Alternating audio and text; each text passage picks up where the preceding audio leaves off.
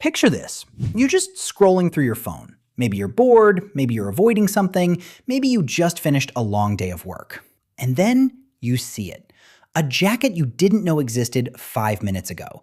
A kitchen gadget that promises to change your mornings forever.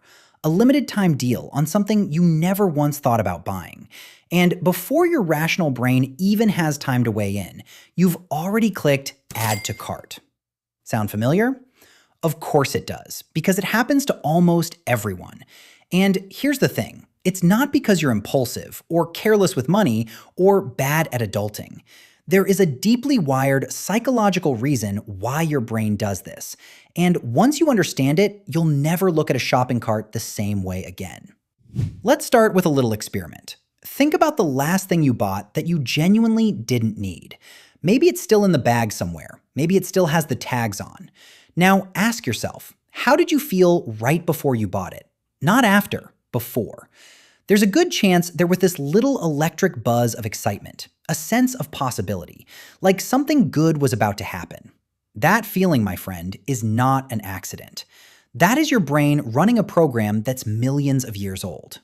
Here's what's actually going on. Your brain has this ancient reward system, a little structure called the nucleus accumbens, which sounds like a spell from Harry Potter, but it's basically your brain's hype machine. Every time you anticipate something rewarding, a meal, a compliment, a win, or yes, a shiny new purchase, your brain releases dopamine. But here's the plot twist that researchers like Dr. Kent Berridge at the University of Michigan have been fascinated by for decades. The dopamine doesn't come when you get the thing. It comes when you want it. Think about that. Your brain is literally more excited about the idea of buying something than it is about actually owning it. The wanting is the drug. The having is kind of just the come down. That's why the moment you click purchase, something deflates just a little. That buzz, it starts to fade almost immediately.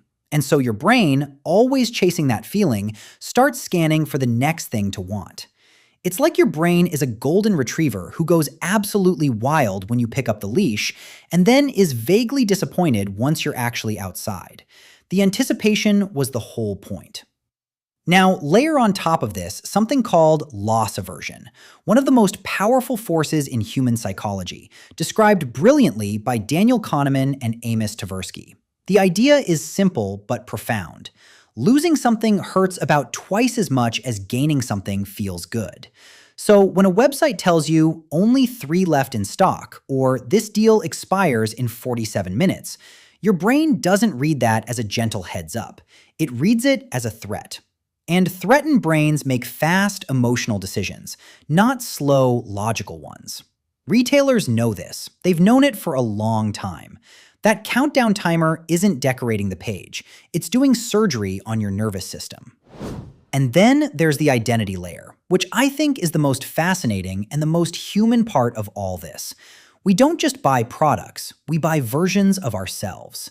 When you put that book in your cart, you're not just buying 300 pages. You're buying the identity of someone who reads.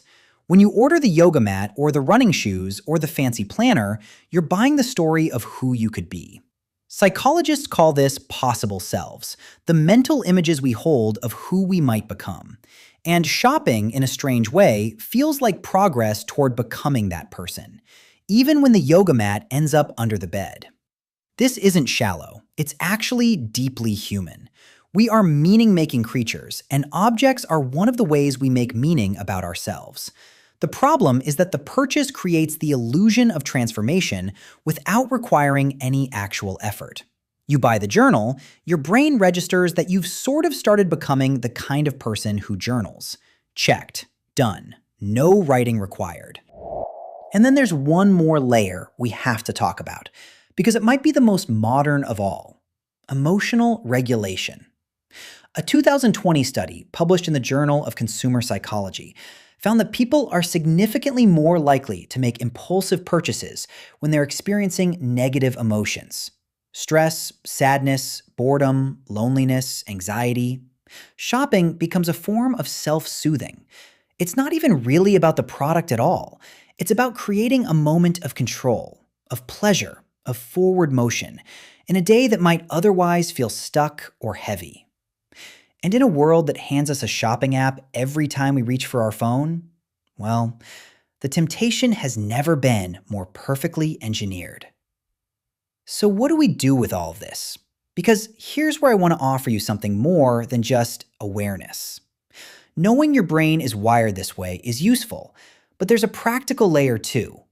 When you feel that pull to buy something, there's a question worth asking. Which version of me is this purchase for? The real me, right now, today? Or some imagined future me who has it more together?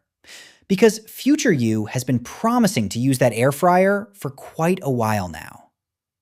There's also something powerful in simply sitting with the wanting, not suppressing it, not shaming it, just noticing it. Oh, there's that dopamine anticipation loop. Hello, old friend. Researchers have found that if you wait even 24 to 48 hours before buying something you weren't planning to buy, you purchase it far less often. The wanting fades. The clarity returns. In a way, understanding this psychology is a kind of freedom. Because once you can see the mechanism, you're no longer just a passenger in it. You're the one with your hand on the wheel. Your brain is going to chase novelty and reward and the feeling of becoming. That's just what brains do. But you get to choose what that energy actually goes toward. That little buzz, that click and add to cart reflex, pause, just for a second. Not to deprive yourself, but to ask, am I actually solving something here, or am I just chasing the wanting? Because the wanting, beautiful and human as it is not something any product can permanently fill. If this made you think of something you've bought recently, or something still sitting in a bag somewhere, drop it in the comments. I'm genuinely curious. And if this kind of psychology is your thing, hit subscribe, because we go deep on this stuff every week. See you in the next one.